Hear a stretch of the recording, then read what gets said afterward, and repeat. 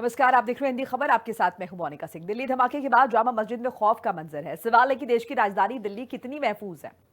और इन सब के बीच हिंदी खबर संवाददाता ने जामा मस्जिद में लोगों से बातचीत की। सुनिए। इस वक्त मेरे साथ स्कूल की कुछ छोटी छोटी बच्चियां हैं जिनसे हम बातचीत करते हैं।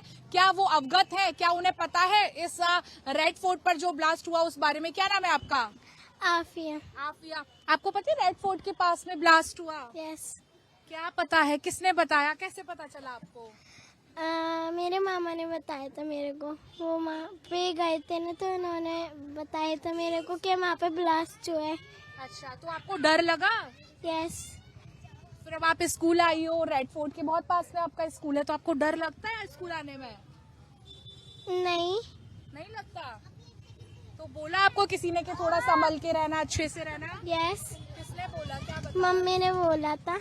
कैसे, क्या बोला मम्मा ने? मम्मी ने कहा था। आपको पता है रेड फोर्ट के पास, क्या नाम है आपका बेटा? मायरा। मायरा, क्या बोला, क्या आपको पता है इस बारे में? यहाँ पे बॉम्ब ब्लास्ट हुआ था जिसमें बहुत लोगों की जान चली गई थी और बहुत लोग घायल भी थे। अच्छा, तो आपको डर लगा ये सब सुन करके कि ऐसा? यस। हाँ, डर लगा?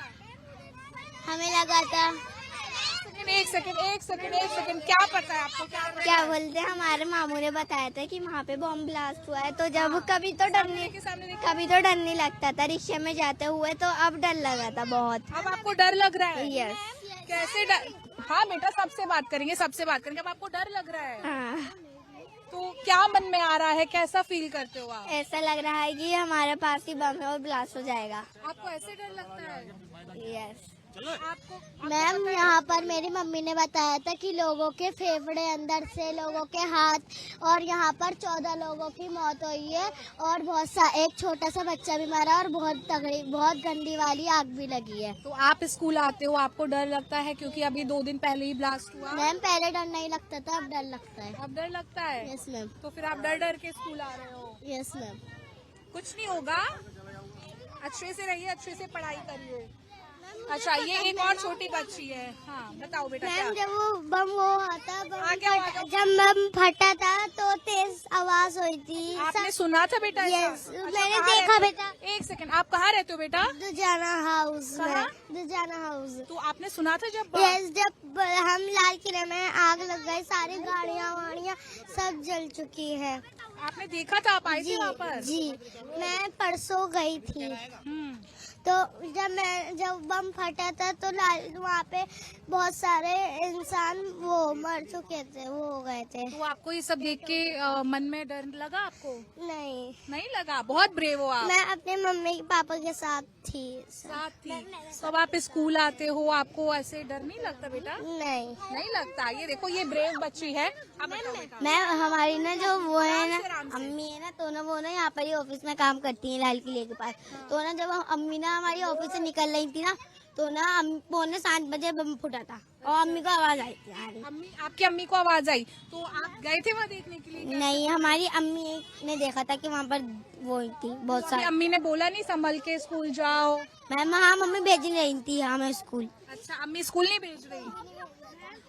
आप स्कूल नहीं आ रहे थे 2 दिन से? नहीं, मैं आ रही थी लेकिन कल मैं नहीं आई थी। क्यों? कल क्यों नहीं आए? कल हमारी मम्मी कह रही थी बम फटा है तो लाल किले की तरफ से ही है, तो मत जाओ। तो आज आप स्कूल आए हो? जी। हाँ बेटा, बोलो। मैम, जब 7:15 जो बम फूटा था मैम, उस वजह से हमारा पूरा घर हिला था और मैम फिर हमने नॉर्मल बात समझ के उसे छोड़ दिया था। पर फिर जब हमने न्यूज देखी तो मैम फिर हमें डर लगा कि इतनी तेज फूटा है। फिर मैम हमें भी लगा था डर। अच्छा। फिर मैम हमने नए वाले घर में से जाके दिखा तो मैम वहाँ से लाल किला बिल्कुल साफ दिखता था। अच्छा, तो आपका घर लाल किले के पास है? यस मैम, और तो वहाँ पर सारी आग दिख रही थी बहुत तेज। और मैम फिर टीवी में देखा था लोगों की लाशें पड़ी हुई थी, ये खून सब पड़ा हुआ था। और आपने खून देखा? जी, और मैम सारा बाजार बंद कर दिया था, चांदनी चौक वगैरह सब बंद कर दिया था। लोगों की उंगलियां कटी पड़ी हुई थी इधर उधर और हर जगह खून हो रहा था। किसी का ये कहीं और जा रहा था, किसी का मुंह कट गया था। आपने देखा ये सब? हाँ, न्यूज पे। न्यूज पर देखा? हाँ बताओ। दीदी जो उसके पीछे बसती ना, बम ब्लास्ट होने से पहले 5 मिनट पहले उसके पीछे बसती ना, उसमें मेरे मामू बैठे हुए थे। तो आपके मामू कैसे हैं अब? वो बचे हुए हैं, उनकी बस निकल गई थी बाद में। कहाँ जा रहे थे आपके मामू बस से? हमारे मामू बस से उधर वो पता बहुत दूर जा रहे थे, नाम भूल गए मैं, हरियाणा वगैरह जा रहे थे। वो यहाँ से लिख ली थी बस उनकी, इसलिए। वो ना एक रील दिखाई थी जिसमें ना एक लड़का ना वीडियो बना रहा होता है, इंटरव्यू दे रहा होता है, और एकदम बम की आवाज फूटती है, फुट करके एकदम बम की आवाज फूटती है तो सब चिल्लाते हैं भागो भागो भागो। फिर जब देखते हैं तो थोड़ी देर बाद आग भी दिखती। तो देखिए ये है छोटी छोटी बच्चियाँ। बेटा आपका नाम क्या है? हया। हाँ? हया। क्या? हया। हया। हाँ बताओ क्या आप क्या बता रहे थे? जब बम ब्लास्ट हुआ था ना तो हमारे घर तक आवाज आई थी। कहाँ था? कहाँ है आपका घर? यहीं पे ही। पास में? तो क्या आपने आवाज सुनी, फिर आपको कैसा लगा आवाज सुन के? घर पर किसी ने क्या बताया आपको? कि बम ब्लास्ट हो गया चांदनी चौक में। अच्छा। पहले तो हमें लगा कि कहीं घर में सिलेंडर फटा है। हमने नॉर्मल बात समझ के छोड़ी। फिर हमारी बुआ ने बताया कि लाल किले पे बम फूटा है, जल्दी से न्यूज लगाओ। तो मैम जब हमने न्यूज लगाई तो मैम तब दिखा रहे थे, मैम बिल्कुल लाइव दिखा रहे थे उसमें। कौन सी क्लास में पढ़ते हो? 5th। देखिए यहाँ पर ये छोटी बच्चियां हैं जो बहुत 3rd, 4th, 5th ऐसी क्लास में पढ़ती हैं, और ये सबको इस घटना के बारे में पता है। कुछ बच्चे तो काफी ज्यादा डरे हुए हैं। कल स्कूल भी नहीं उनके पेरेंट्स ने उनको भेजा। ये घटना की भयावहता इतनी ज्यादा थी कि पेरेंट्स भी खुद डरे हुए थे कि छोटे बच्चे हैं, उनको स्कूल ना भेजा जाए। लेकिन आज बच्चे अपने स्कूल से निकले हैं, घर से निकले हैं स्कूल जाने के लिए। क्या नाम है आपके स्कूल का? यहाँ पास में ही स्कूल है, जामा मस्जिद के पास। पढ़ने के लिए आज निकले हैं, छुट्टी हो गई है। कुछ बच्चों के मन में अभी भी डर है, लेकिन कुछ बहुत बहादुरी के साथ आगे आए हैं। घटना की जानकारी लेकिन चाहे छोटे बच्चे हैं, सभी को बहुत अच्छे तरीके से है। कैमरामैन दीपक के साथ समीक्षा चौधरी, हिंदी खबर, दिल्ली।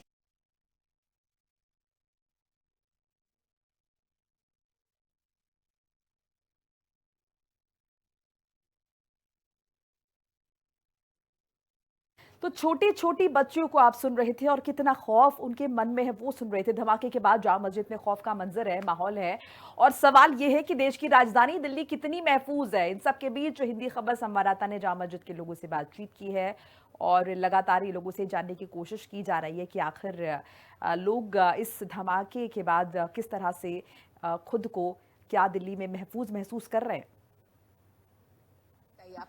जब भी इस तरह के ब्लास्ट होते हैं हमेशा मुसलमानों को टारगेट किया जाता है, और अभी भी गिरफ्तारी हुई उसमें भी मुसलमान है। कोई साजिश है या सच में मुसलमान इसमें शामिल? आदमी भी कर सकता है, ऐसा कोई बात नहीं। आदमी को तो बोलने का तो कोई ये नहीं है ना, कोई भी कुछ भी बोल सकता है।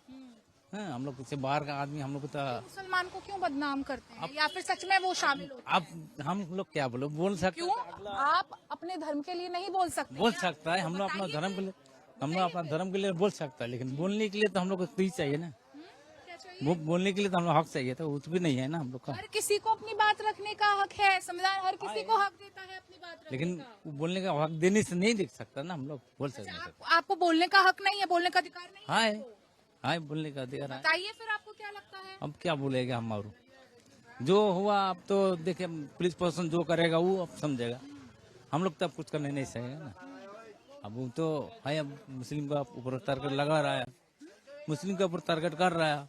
अब हाँ, अब ऐसे हो सकता है। लेकिन टारगेट कोई एक बार कर सकता है, 2 बार कर सकता है, 3 बार, लेकिन जब भी ब्लास्ट होते हैं, इस तरह की गतिविधि होती है, तो इन्हीं की संलिप्तता ज्यादा क्यों होती है?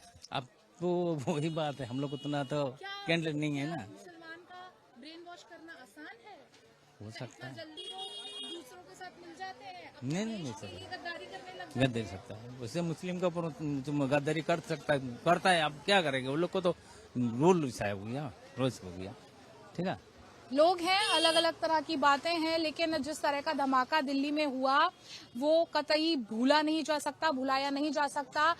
कई किलोमीटर तक उस धमाके की जो है वो गूंज सुनाई दी। लोग अब मार्केट थोड़े नॉर्मल हुए हैं धमाके के 2 दिन बाद। आप कहाँ से आए मैम खरीदारी करने के लिए? बदरपुर से आए हैं। जिस गाड़ी से धमाका हुआ, कहा जा रहा है, ऐसा सीसीटीवी फुटेज भी सामने है कि वो बदरपुर से ही दिल्ली में एंटर हुई थी। जी हम तो उसको गाड़ी को देखे नहीं, नाम जानते हैं, बस सुने हैं कि धमाका हुआ है। क्या ये कोई राजनीतिक साजिश है या फिर आतंकी गतिविधि, आपको क्या लगता है? ये तो प्रशासन बताएगी ना। हो सकता है बिहार में चुनाव चल रहे हैं, हो भी सकता है राजनीतिक बिहार चुनाव से इस घटना का कनेक्शन है? हो सकता है। कैसे, आप जरा हमें समझाइए, कैसे, आपको कैसे लगता है, आम जनता को क्या लग रहा है? आम जनता सबको लगता है, हमें क्या है, आम जनता सभी जान रही है क्या चल रहा है आजकल क्या चल रहा है मैम, जरा हम भी जानना चाहते हैं। चुनाव को लेकर के। हाँ? चुनाव को लेकर क्या चल रहा है सभी जान रहे हैं, हमें बताने की जरूरत ही नहीं है। देखिए, आम जनता का कहना है कि चुनाव क्योंकि बिहार में है, 10 नवंबर को शाम को ये हमला हुआ, घटना हुई और 11 नवंबर को बिहार में दूसरे चरण का मतदान था, तो सरकार खुद करवा रही है। क्या लग रहा है, सरकारें करवा रही है इस तरह के धमाके या फिर आतंकी गतिविधि है? ये आतंकवादी गतिविधि है, ये तो सरकार क्यों कराएगी? सरकार नहीं, कुछ लोग कह रहे हैं कि बिहार में चुनाव है, चुनावों से पहले होते हैं, चुनावों के बाद क्यों नहीं होते? मैं कोई खास जानकारी नहीं। क्या आपकी दुकान है यहाँ पे? ये मैं ऑनर हूँ इस दुकान का। दुकान के ओनर है, तो जब धमाका हुआ क्या यहाँ की माहौल था, क्या बहुत जोर का धमाका था। ऐसा था कि यहाँ पे भी ऐसे जैसे करीब में ही फटा हो बिल्कुल कोई, जबकि लाल किला काफी दूर है यहाँ से।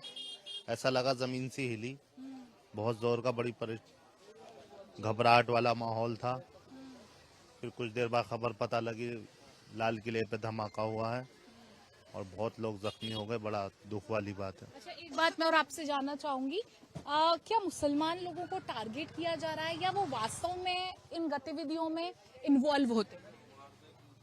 नहीं, वो तो मुसलमान हिंदू से कोई मतलब नहीं है, वो तो बस एक माइंडसेट था, किसी के दिमाग से खेल के किसी से करवाया जाता है ये काम।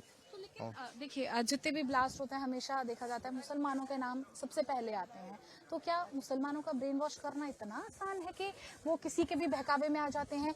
बाहरी देशों के लोग यहाँ रह करके जो भी मंसूबे अपने चलाते हैं, एजेंडा चलाते हैं, तो यहाँ कैसे इतना जल्दी ब्रेन वॉश उनका हो जाता है? नहीं, ये तो कहना गलत है कि सिर्फ मुसलमान ही धमाके करते हैं या फिर आतंकवादी गतिविधियों में। अब मुसलमानी शमीर बहुत से मौकों पर देखा गया है कि और भी मजहबों के लोग पाए गए हैं, मगर ब्रेन वॉश करना तो किसी पे टारगेट करना, आजकल टारगेट करना आसान हो गया है इस मुसलमान। केस में देखिए, जितने भी देखिए, मुजम्मिल देखिए, डॉक्टर उमर देखिए, डॉक्टर शाहीन देखिए।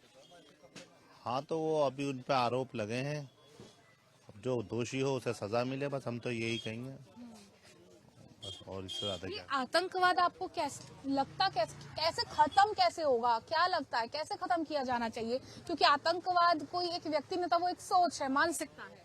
मानसिकता है, वो एक ब्रेन वॉश की गतिविधि है, वो किसी के दिमाग से खेल के करने वाले वाली साजिश है। अब ये तो कोई विशेष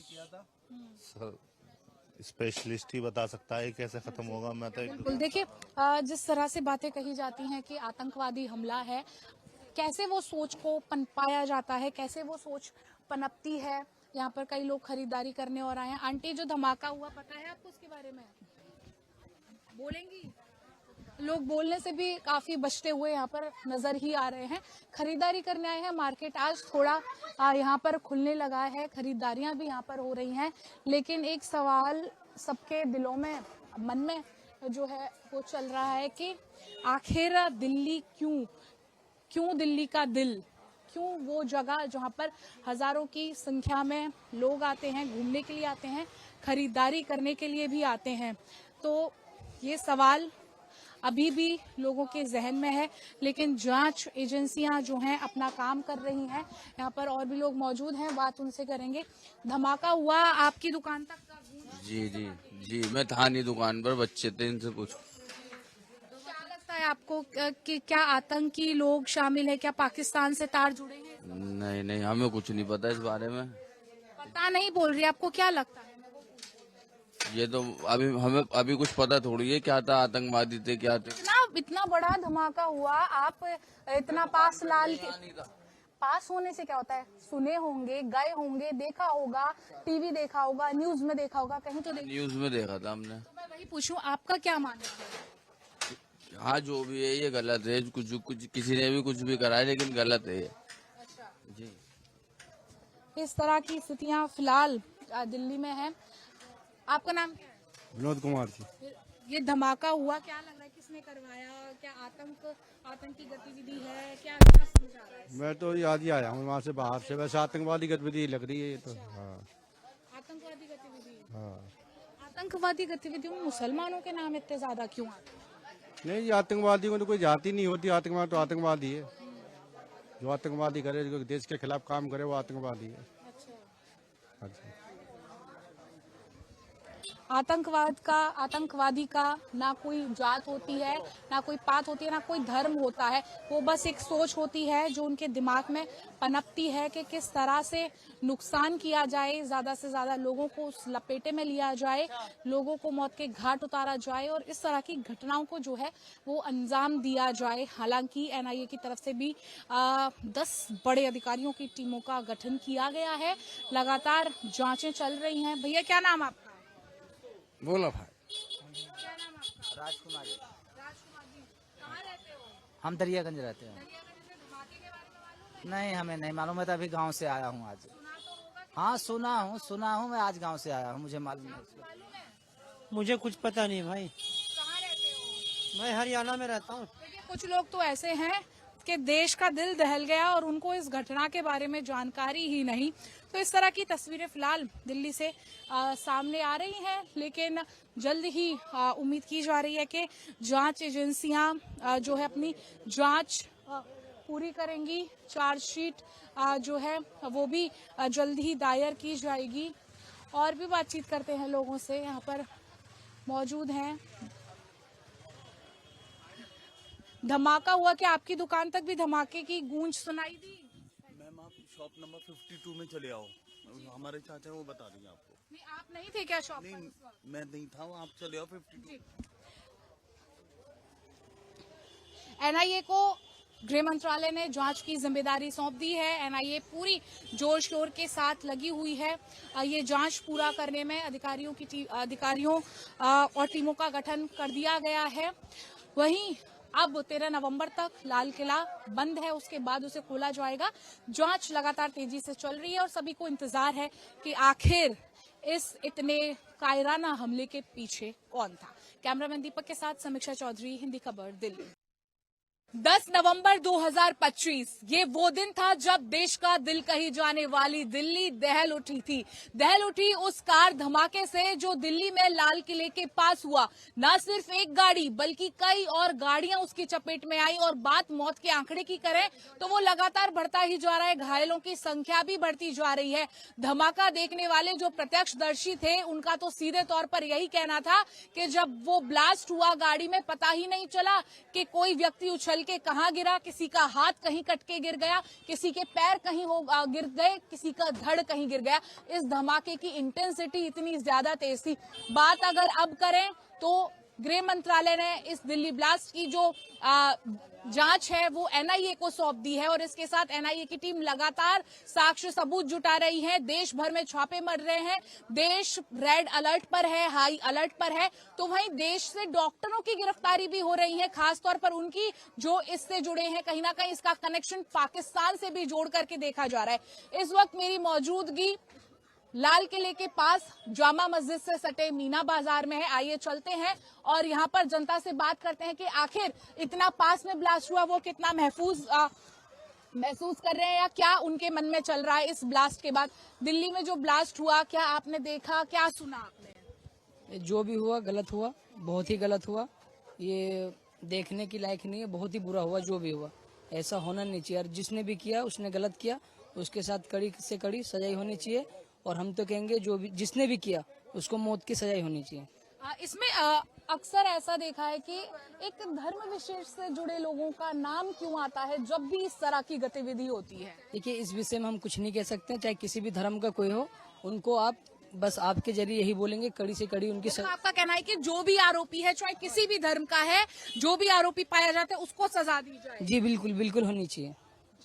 आप क्या कहेंगी मैम, इस तरह का जो ब्लास्ट हुआ, इतने लोग मौत के घाट उतर गए? ये तो बहुत बुरा हुआ, सुनकर इंसान कहीं महफूज नहीं है। और इस तरह से कई अच्छे अच्छे काम करने वाले भी चले गए। बस मैं आप कहाँ रहते हो आप? मैं तो दिल्ली से दूर रहती हूँ। मैं तो आई हूँ यहाँ देखने कि कैसा माहौल है।